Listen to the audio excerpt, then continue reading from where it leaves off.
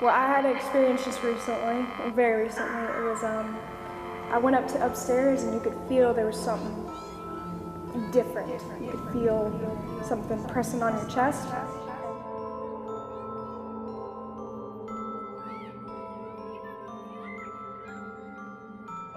And when she died, apparently no great effort was made to find the candles, and so she was buried without that service. So they say that you see the lights come on in the house, or even the house sort of appear to be on fire, and that is Sarah Drish looking for and then lighting her lost candles that she wanted burned for her. And so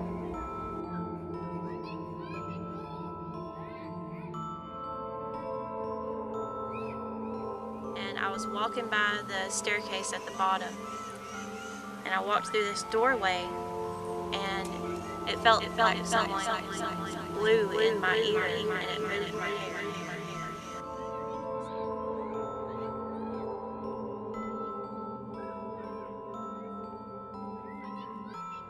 Actually, I think this attracts people. People are really interested in the paranormal and interested in the haunting and the story. So I think it's just the opposite. It doesn't scare anyone away. I think it brings people here.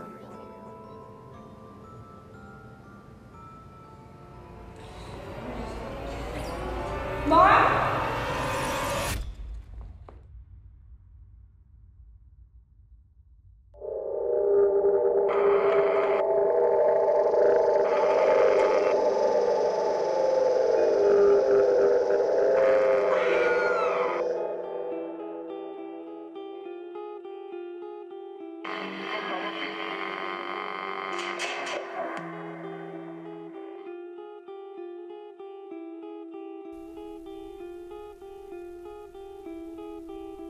Alabama is full of ghost stories.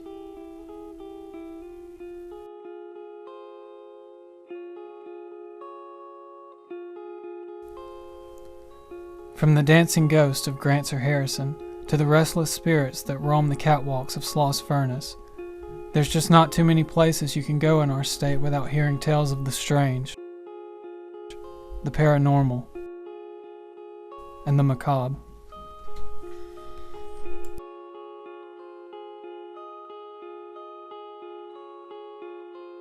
But are these stories true?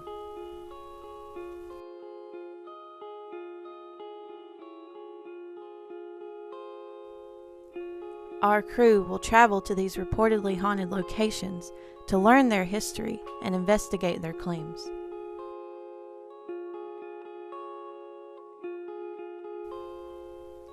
Our goal is to determine if there is any truth to the ghost stories that haunt our state.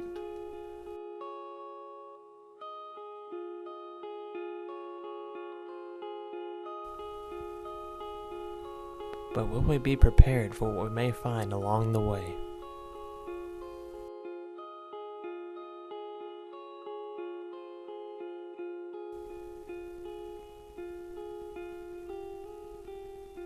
This is Alabama's Most Haunted.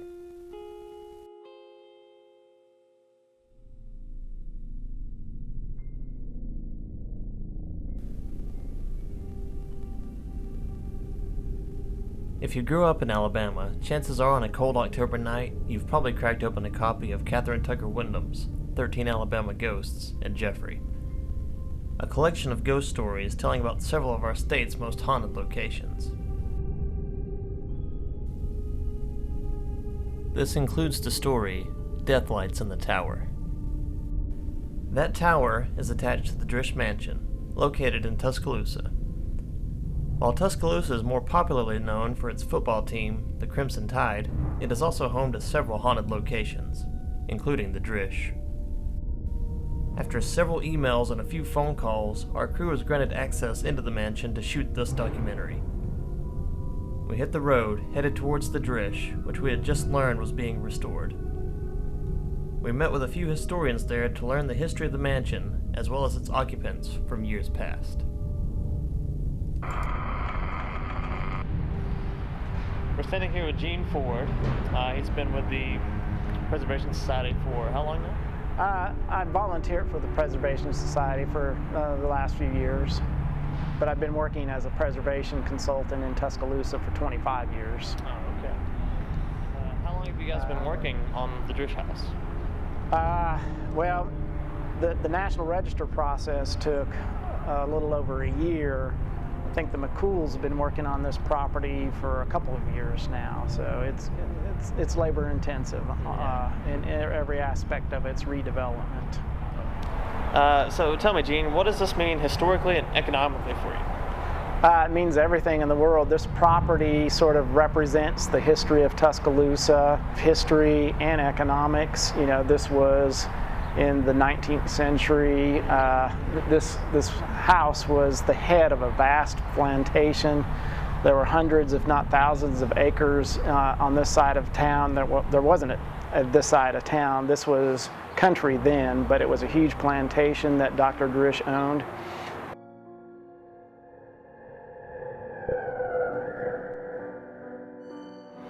The McCools came along and decided that they were going to put a lot of money and love into this house, and I think it's going to be sort of the economic engine that revitalizes this neighborhood. It's the first domino in a domino effect that I think you'll see starting from here and moving southward through Southside. You'll see an economic revitalization. I think this will once again become a Tony neighborhood.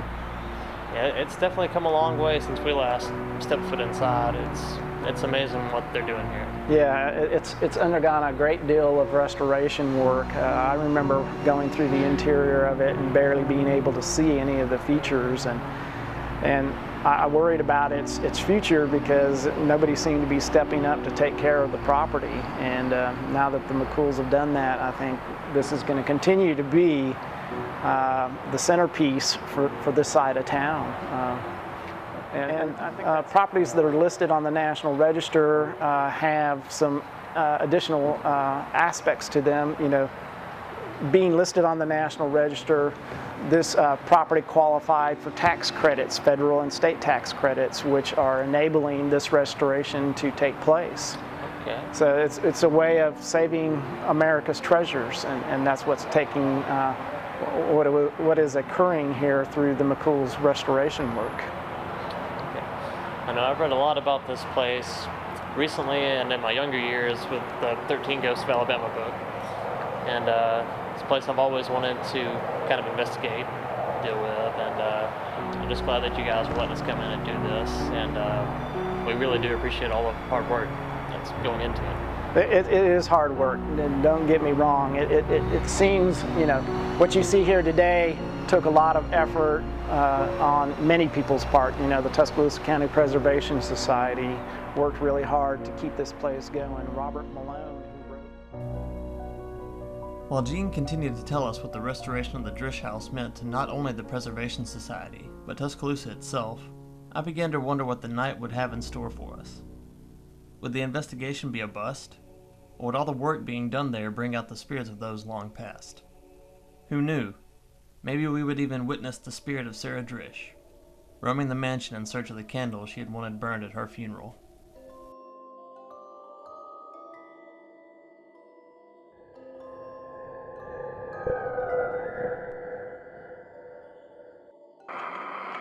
Now we're here with Ian Crawford, who is the director of the Jemison Mansion, which we recently investigated about 3 years ago. Can you tell us a little bit of the style of the Drish Mansion here? Yes. The Drish house is interesting because it really follows 19th century architectural trends from the time that it was built to the time of Dr. Drish's death. In 1837, Dr. Drish arrives and begins construction on what would have been a rather austere federal house. Take away the tower, take away the columns, and you'd have a real plain style, something you'd see more in the northeastern states of federal style house, very boxy. And in the 1840s, when Greek revival is really in high fashion in Tuscaloosa, he adds the colonnade across the front and of course the matching colonnade on the back. The front side has Ionic columns, a little bit more formal. It's the side that's facing town. And then the back side has the Tuscan, a little bit more simple order, and that's facing his plantation land. At that time, what is now 15th Street was then called South Margin, and everything from here south was outside of town. This was a true plantation house. Then in the 1850s and 60s, when the Italianate style is really in high fashion, we have brackets added across the tower. The brackets, which are now missing, would have extended all the way around the side underneath that eave, and then of course the addition of the tower.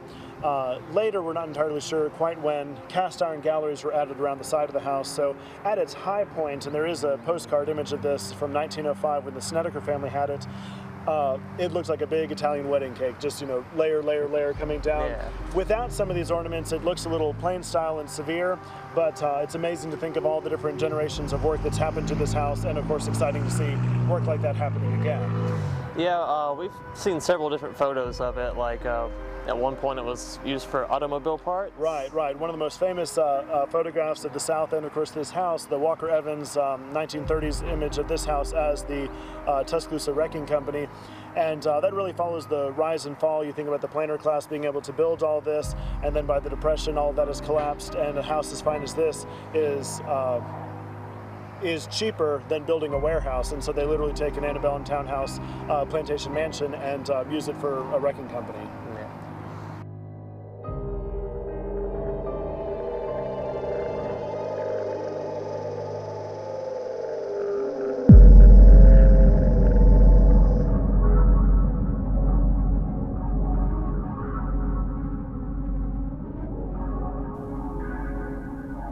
Ian soon began to tell me all about John Drish, as well as his importance to Tuscaloosa itself. I began to wonder if it was his spirit that was the main ghost haunting the Drish mansion. After all, when you take into account everything that John Drish had accomplished in his lifetime, as well as having one of Tuscaloosa's most prestige mansions at the time, it seemed highly possible that he may have stayed behind to keep a close eye on his estate.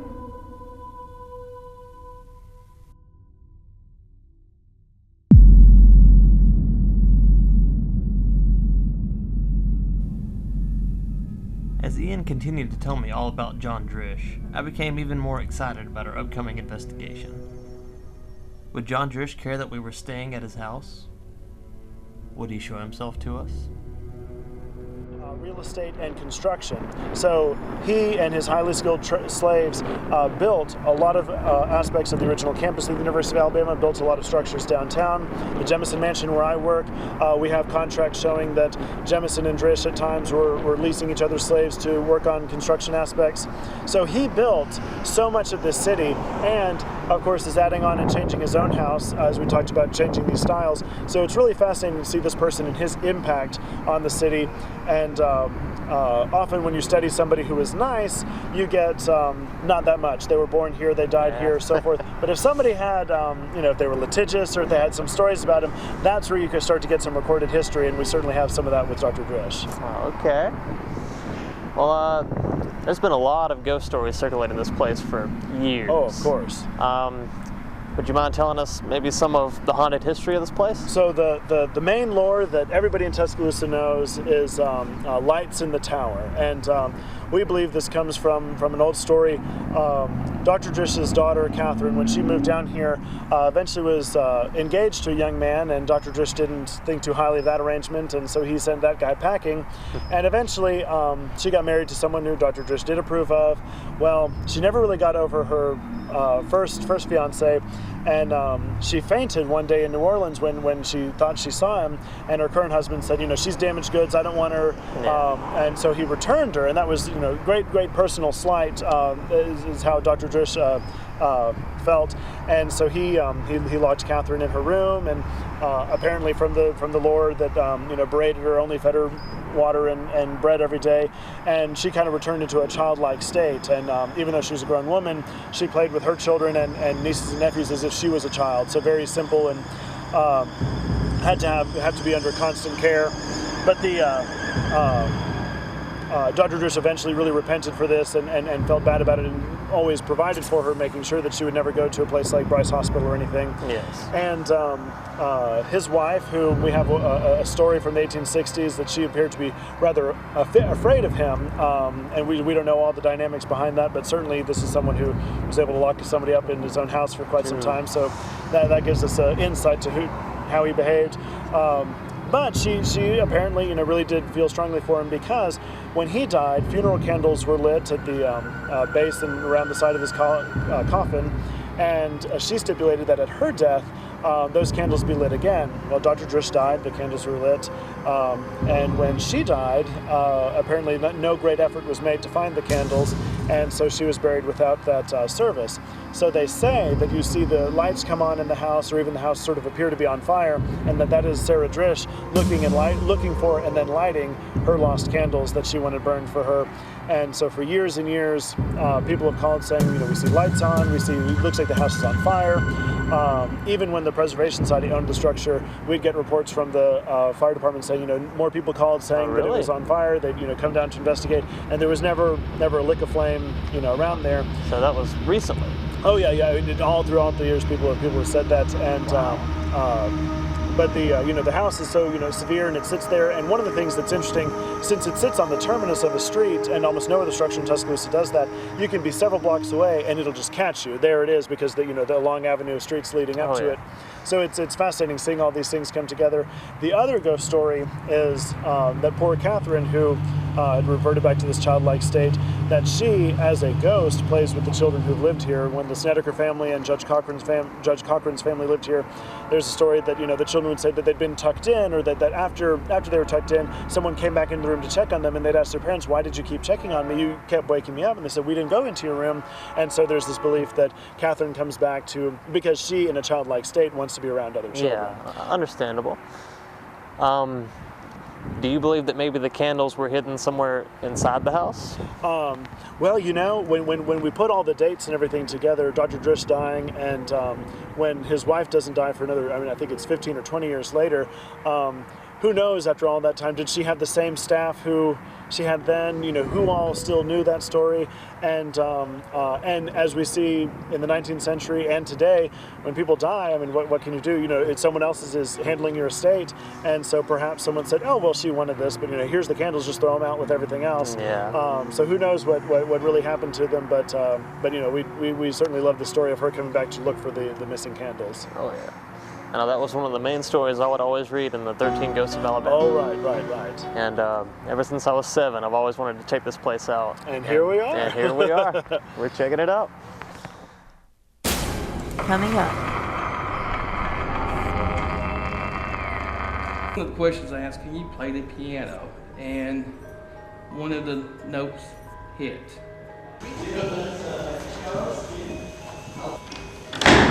Yep. Say that again. Have you ever seen The Evil Dead?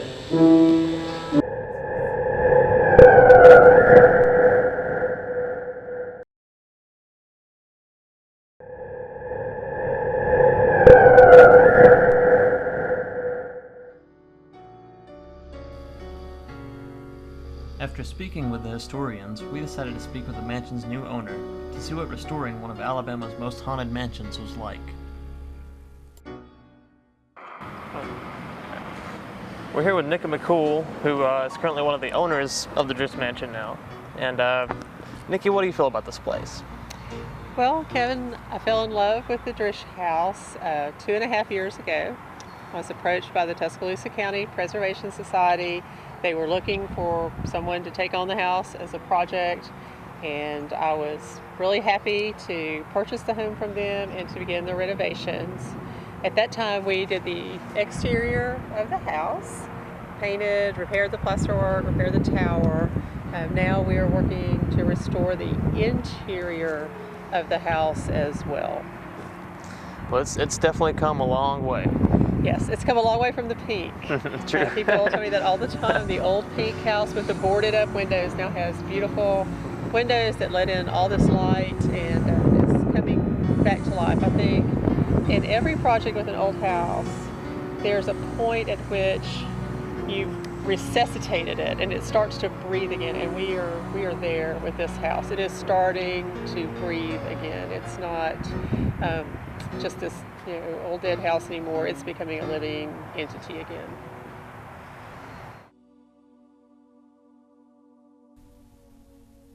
With night quickly approaching, we met up with the Tuscaloosa Paranormal Research Group to discuss some of the activity they had experienced at the Drish from years past.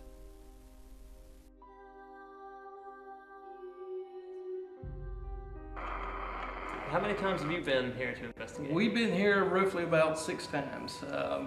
we usually come set up all the equipment between like 6 p.m. We used to stay until 3 to 4 o'clock a.m. So we mainly, spend the night here. So that's good. And I take it you guys have captured some paranormal activity. Yes, there's some nights that we caught some, and there's some nights that absolutely nothing happened.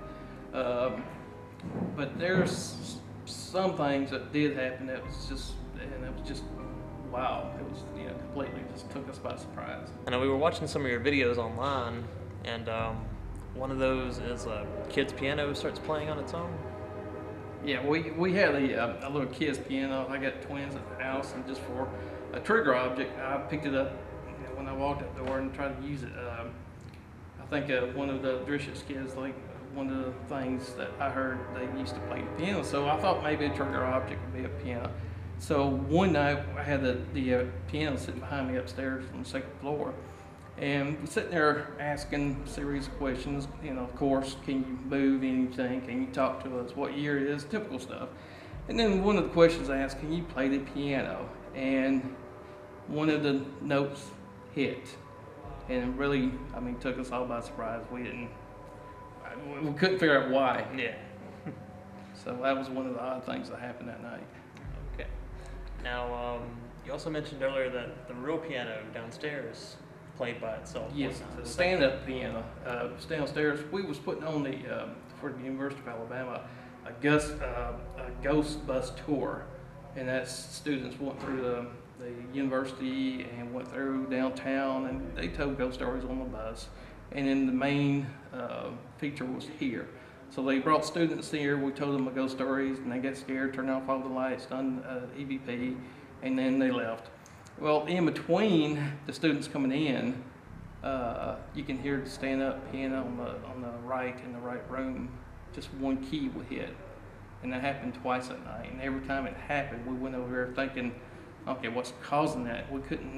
We opened it up, there was no mouse or no kind of hamster or anything like that that could have got in it. But we couldn't explain why it was hitting that note. And hitting that note right at that certain time where everyone was quiet, students wasn't there, and it was just odd. Yeah.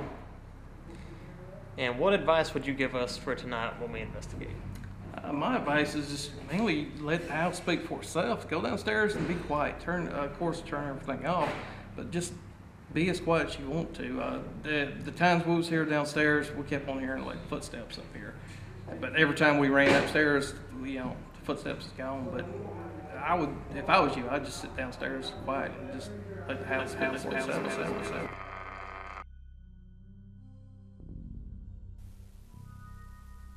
Slowly but surely, visitors and workers began to leave the Drish. Our crew took this time to set up cameras, audio, and trigger objects. From there, we patiently waited for night to fall at the Drish.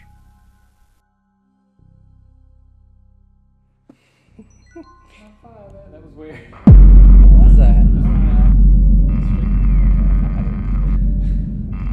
Still getting it flickering too. That'll be good for TV.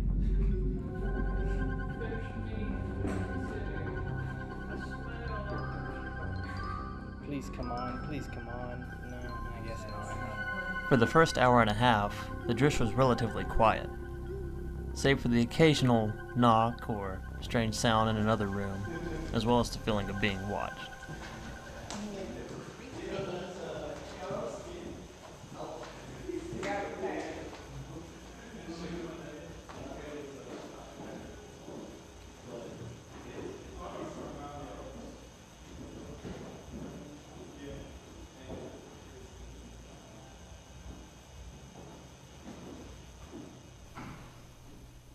We decided to leave one of our cameras recording on the main floor while we scoped out the second. Little did we know we would catch one of our best pieces of audio evidence as we climbed the staircase.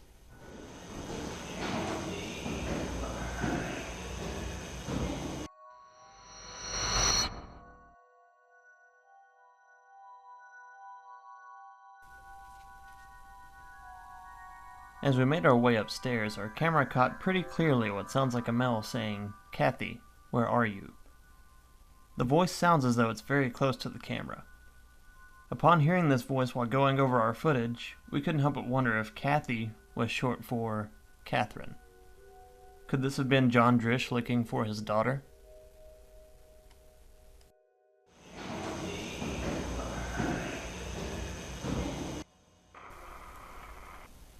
Our camera continued to roll downstairs as we explored the second floor. The camera picked up several strange lights and sounds.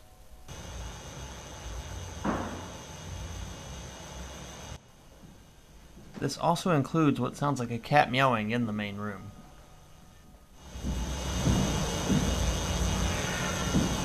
This cat meow could very easily be outside interference. We just found it strange considering what we found under the floorboards later that night. Coming up. How's it feel down there, Kevin? Like I'm in the tomb. Hey guys, did anybody just hear that above us?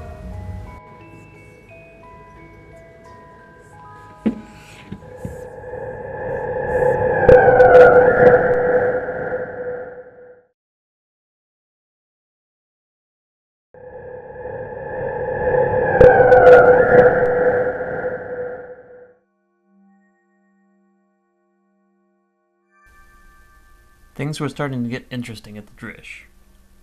I decided it was time to perform an isolation session. I made my way downstairs and prepared to get inside the baptistry. It was added to the Drish when it was the Southside Baptist Church. Yep. Going in. Good luck, Kevin. Thank you, sir.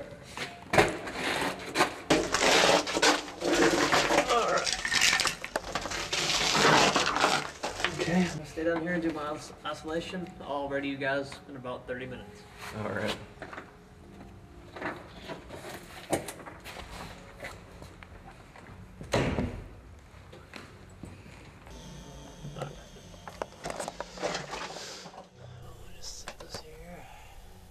While I began my isolation session under the floorboards, the rest of the group made their way back upstairs, ensuring that I would be on the main floor alone. They also set up one of our cameras to film the baptistry.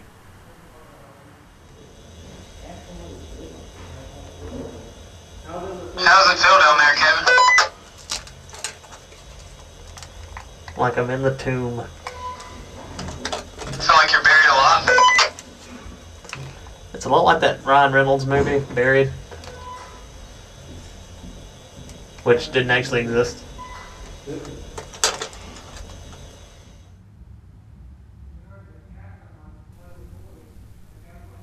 The rest of the crew started their own sessions upstairs. It wasn't long before they began to hear sounds coming from the inaccessible lookout tower where Catherine was once kept.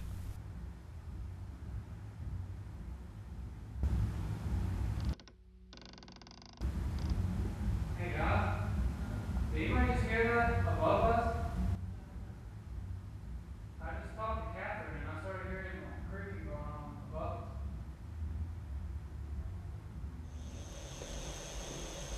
If there's anybody in this house with us tonight, we have several audio recorders set up. Give us a sign of your presence. Little did I know what was caught on an audio recorder just a few feet away from me. Rachel had left an audio recorder on the piano. This is the EVP we caught as I was talking.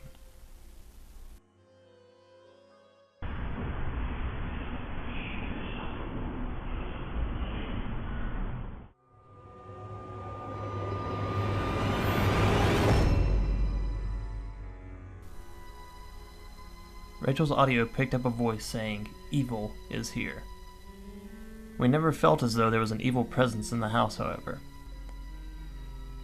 Could John Drish have been trying to scare us away?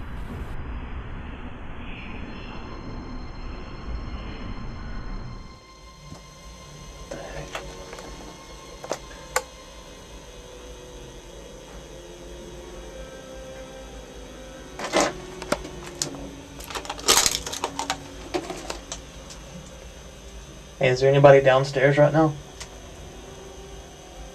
Buddy's downstairs. Okay, I can see through the crack up there.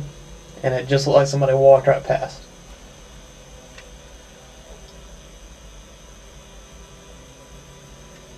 What's going on? I can see through the crack in this little floor leading into the main floor here, and it seriously looked like somebody just walked past it a minute ago. Well, maybe the security camera caught whatever it was. Alright, sounds good. During my time in the baptistry, I continued to see dark shadows moving in the main room, occasionally blacking out windows. I was lucky enough to catch this on film. Watch the window to the top left to see it black out.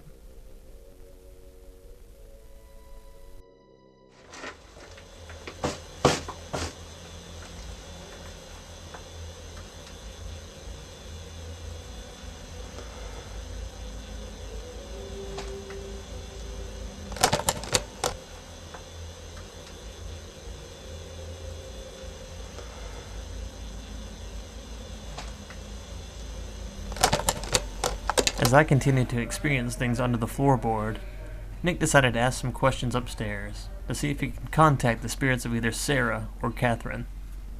Sarah, Catherine, one of you here?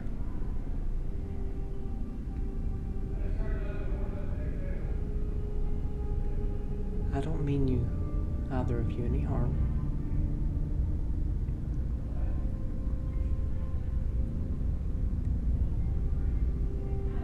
They're hearing a lot of noises upstairs in the attic. Is that you?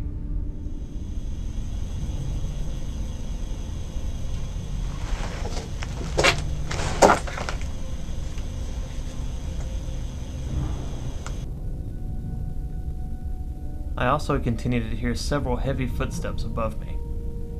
When we viewed the camera back that was recording the baptistry, we caught a strange orb of light moving along the top of it, following the exact pattern of the footsteps I was hearing. Keep hearing what sounds like footsteps up there. I don't see anything though.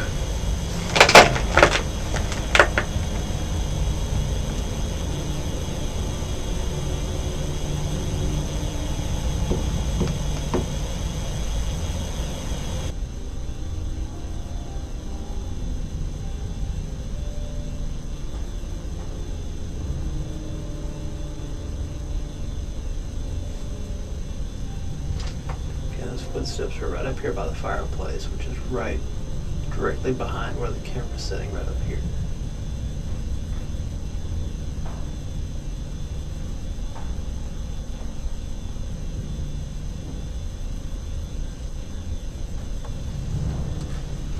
Oh, what was that? First, you will see a very distinct orb fly from the right side of the screen towards the top. Then you will see an odd orb move along the floor in front of the fireplace, following the same exact pattern of the footsteps I was hearing.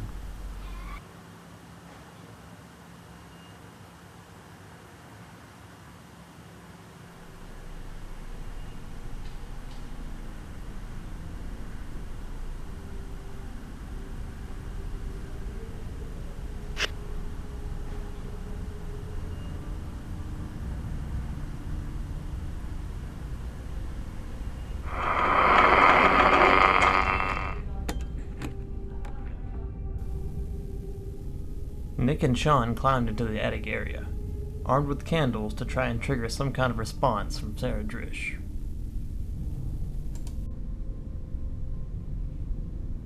We know that you wanted to be displayed up in the tower here and have all your candles lit for you. Do you think you could come maybe and blow one of them out?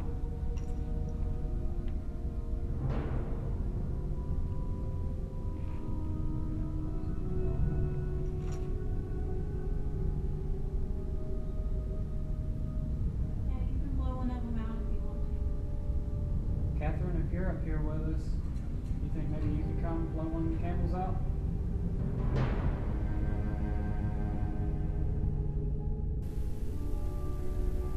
They hadn't asked many questions before a strange blue light appears to the left side of the support beam in the room. It lingers there for a moment, then seems to turn around and run away. At the same time this happens, an orb shoots off to the right side of the screen.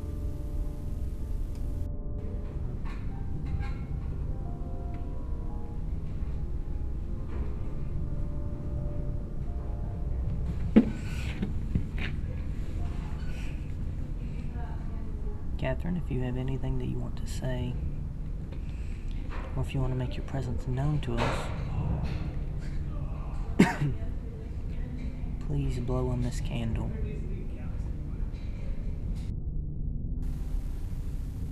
After a few questions, the crew decided to film 2 candles. One for yes, and one for no.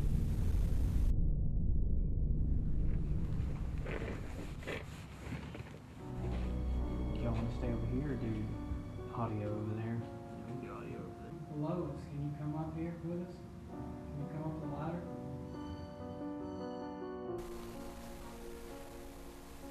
At one point, we ask if the spirits are happy with the work being done to the mansion. Almost instantly, we get a reaction from the yes candle.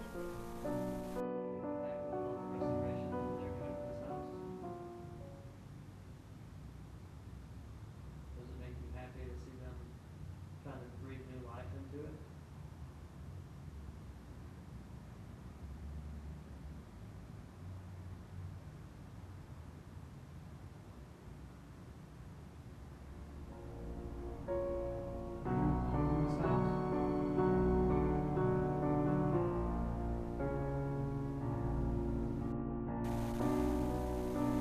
Watch as this strange spark shoots straight out of the yes candle. This was the only time the whole night anything happened with the candles.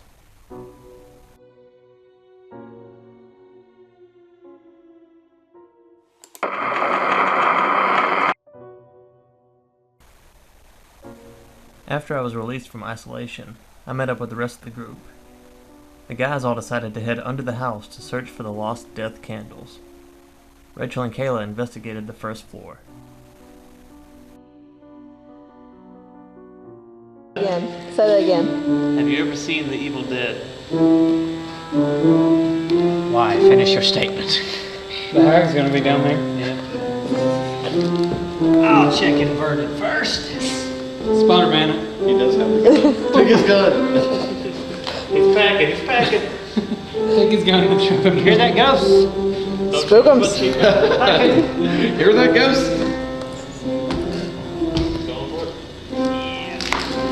Have fun. Oh shoot, hey.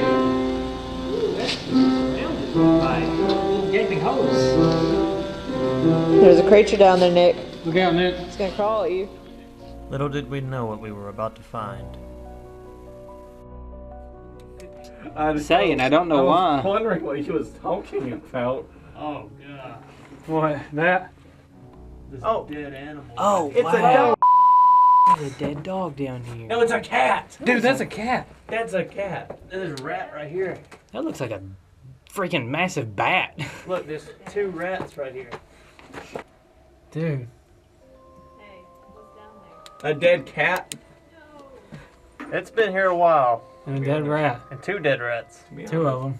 Would explain why there's bird feathers everywhere. Kind of want a picture of it. I tried to get the rats, but it didn't. To be honest with you. Man, this thing looks like something sucked the life right out of it. Yeah, it does, man.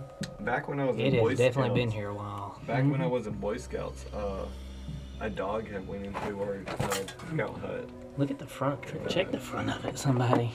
Oh, I'm looking straight at it. Yeah, this thing's been here a while. Yeah. A long Like you could probably while. touch it and it would poof. Don't do it. I'm good. Wait, No, I didn't mean to do it. Isn't this usually the sign in horror films to not continue on? Hey, Evil Dead remake, Cats in the Basement. Cats in the basement. Is there a coat hanger down here? Cats What in is the all that? basement Look at of the the crap. nourishment, you know.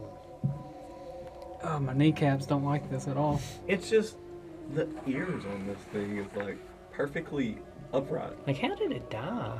I mean, it could get out easy. Yeah, I don't know. It seriously listens to them suck the life right out of it. Yeah, it does.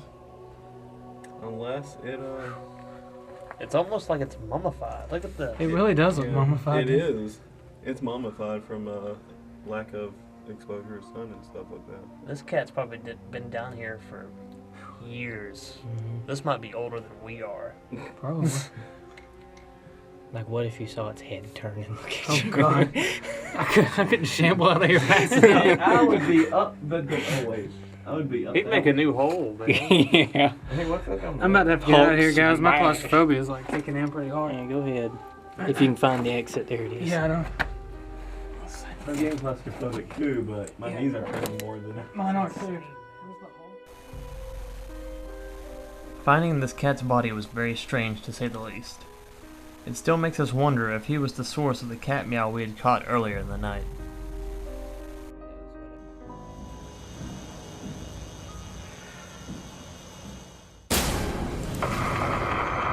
Coming up.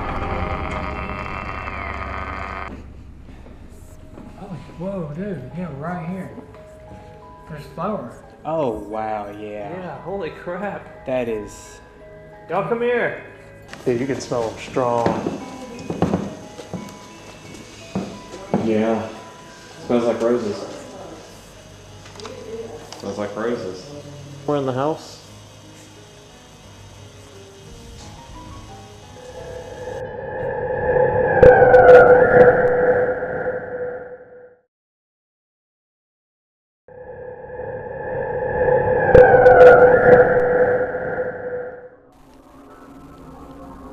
It had been an eventful night so far at the Drish mansion. With heavy footsteps, mysterious crashing sounds, and one of the eeriest EVPs we've ever caught, we weren't sure what else the Drish could throw at us. Earlier that day, a member of the Tuscaloosa Paranormal Research Group had informed us that on some nights, the house will suddenly fill with the smell of flowers. As I made my way up the stairs, I got to experience this firsthand. Like, it might have been Kayla's phone. She was talking to somebody, and Rachel said that she heard something up here at the same time. Hey, this ball has moved. Where'd y'all put it? I put it right here. Right in that little Really?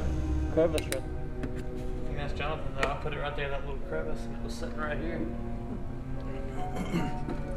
Have you been playing with the ball? Wait a minute. You smell flowers? Come on up here. Holy, whoa, dude. Yeah, right here.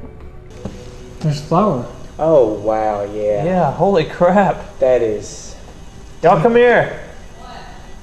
That's like sprayed perfume flowers. Hey, bring that EMF detector. Yeah, it's on the table. Maybe we're used to it.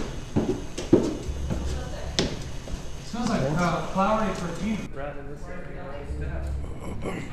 Right in this area. It smells like flowers. Everybody gather. Where's Kayla? Avengers assemble! You can see it. Yeah? You smell it? I smell it right here. Smell It's Yeah. That's one of the things that woman said was... It was there for a second. They heard a man. I didn't even smell it standing there, but I leaned in a bit more towards you, and it was... I mean, it definitely hit me. It's like all right there, that perfume smell. Remember when I set the ball right there? Yeah. When I came up smell there, it on top of the stairs? I smelled it right there. I was trying to see if I could follow the smell, you know, see what else. That would be creepy if it fell.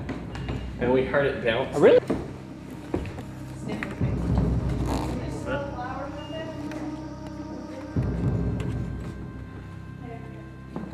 was one of those things stories that was something that smelled flowers. Oh, really? Yeah. Who did they think it was? Catherine? Or? That's... I can smell those flowers again. Yeah. That's why I'm trying to smell flowers. Before long, it seemed as though the smell of flowers was leading us through the mansion. As we followed the rosy scent to the second floor, my camera captured this strange anomaly, moving past us, following the same path that the smell was leading us. Yeah. Who did they think it was, Catherine or? That's what the crap. Leave.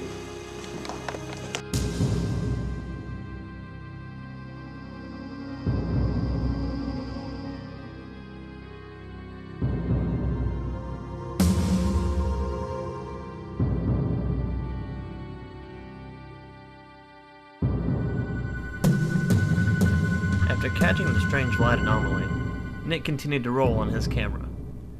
At this point, he was listening to me talk about what I had just caught on my camera, unaware of the strange figure watching us. It appeared to peek at us from beyond the doorway.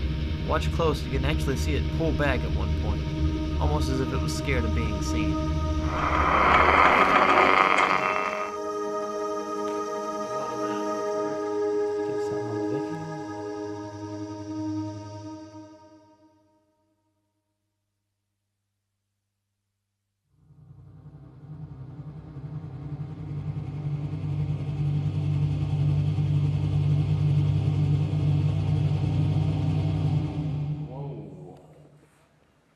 What was it? Kayla's taking pictures. I didn't know what that was.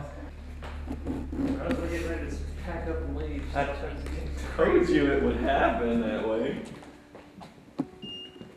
All good things happen after midnight. So. Yeah. And the best time to get stuff is around 3 o'clock. Okay, we've been upstairs now. One of the main stories. Oh, it's you guys. Yeah.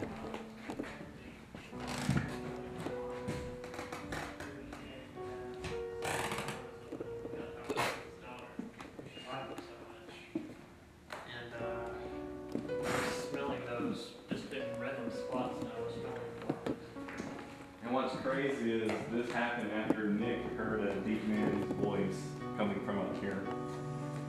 And that's really weird too. Remember how I had 13 minutes a minute ago? 31. Your battery's back, yeah.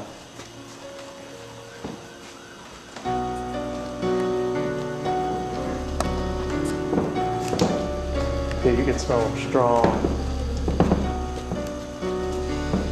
Yeah. Smells like roses.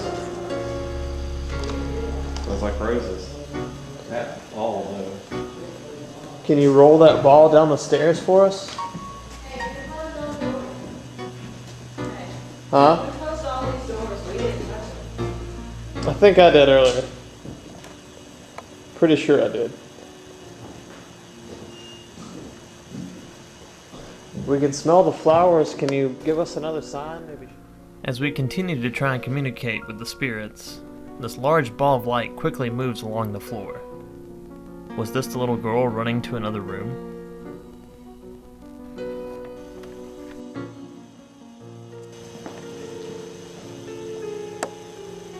Are you upstairs with us right now? Is this where you're trying to show us where to go?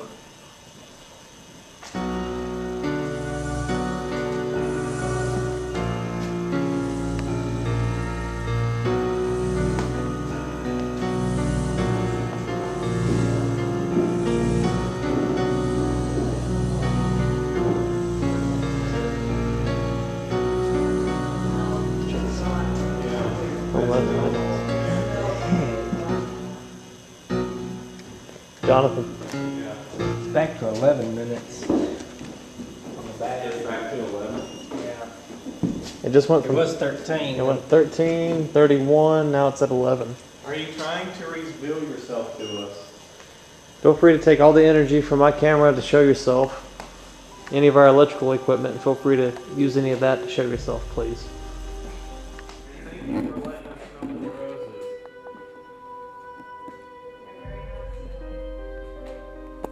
We love smelling them too, so like, don't be shy with the scent.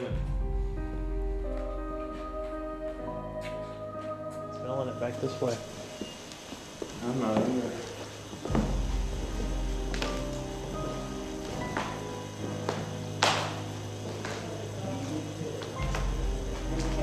Yeah. What's up? I felt a breeze when we were walking towards this room. Yeah. Huh. What's up? Did you Did you feel it just now? It's like cold already. When we were walking towards here, I felt that breeze It's he was probably talking about leading us to earlier. go this way. And they felt it too. It's They probably- weren't up here. Mm. Well, the other group said that whenever they opened this door, Uh-huh. like this Breeze just gust just hit Yeah. them. There's probably something over that way. There's no windows or anything open or any access ways. The only It's window warm open. in here. Come here, it's warm. The only window that's open is the one downstairs. Right there? Yeah. Because down there it's cold. Feel free to roll that ball. Stairs. Yeah. The other group. Yeah, they said that as they walked.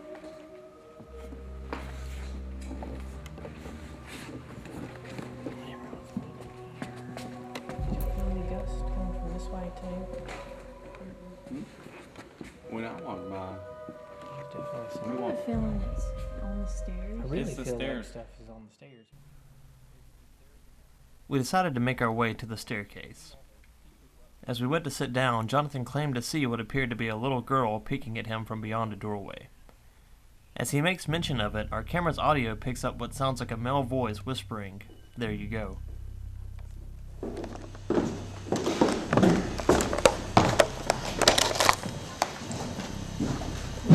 Sorry. I just saw a little girl's head pop around that corner.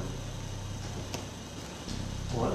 Yeah, I saw a little girl about this tall, or at least it looked like this. Could Jonathan have been physically seeing what our camera had just caught minutes before? That's where me and that other dude were sitting earlier. Who was sitting there? Me and that other paranormal investigator.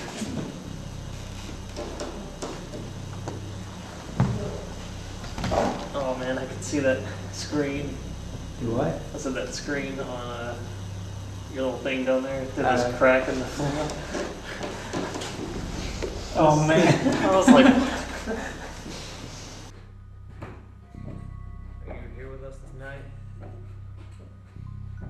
You know, we're getting ready to start packing everything up and call it a night. If you're gonna show yourself to us, this would be the perfect time to do it. Was that your perfume that we smelled? All of a sudden, the smell of phantom roses disappeared. Before long, the feelings of being watched and the random sounds faded away as well. We continued to listen out on the staircase, but it seemed as though all had fallen silent at the Drish house. As batteries on cameras died and tapes filled, we decided to pack up and hit the road, the events of the night still fresh in our minds. We figured that would be the last time we would walk the halls of the Drish mansion. That is, of course, until Nick and McCool invited us back for a second investigation.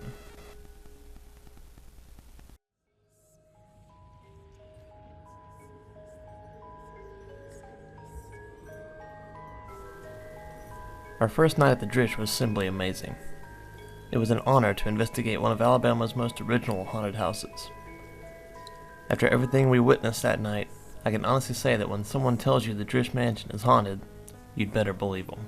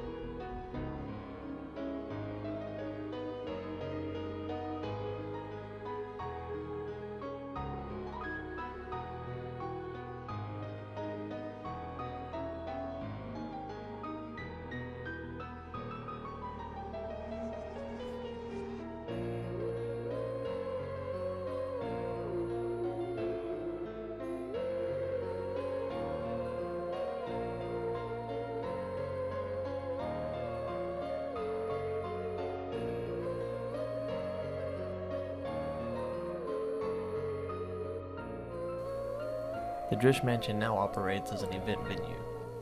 You can host anything from weddings, photo shoots, even frat parties. If you ever find yourself in the charming town of Tuscaloosa, be sure to drop by the Drish. Who knows, maybe you yourself will see why it is a part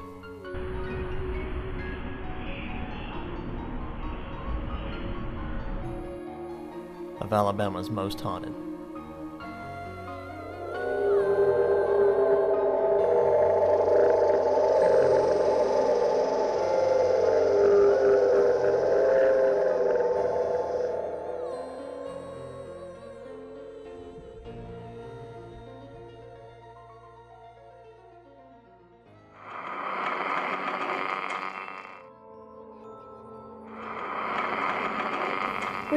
We've always had stuff followed us around. I mean, ever since we were younger, and ever since she was younger.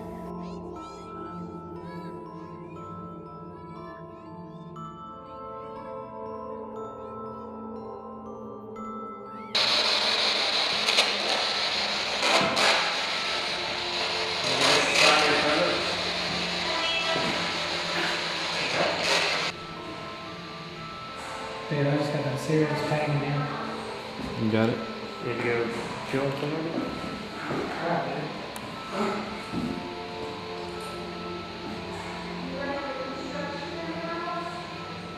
You want me to like not film you? It's kind of feels hard to breathe. I don't know if it's just because it's hot. You need to go outside in the air. She got locked in the closet, John. Yeah, she got locked in and I didn't. I pinned open the door. You got locked in the closet? She did. There's something bad here. Can you move the ball a little bit more than you are now?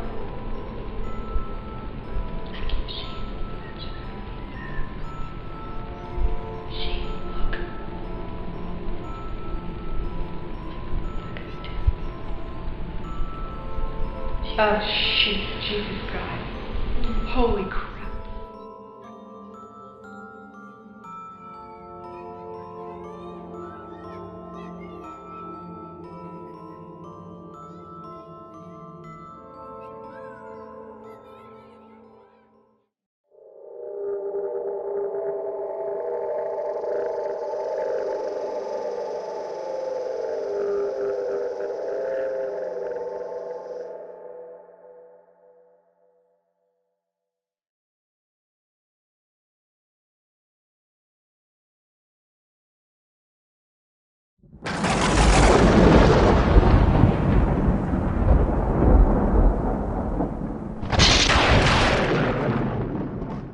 Nick, how do you feel about tonight?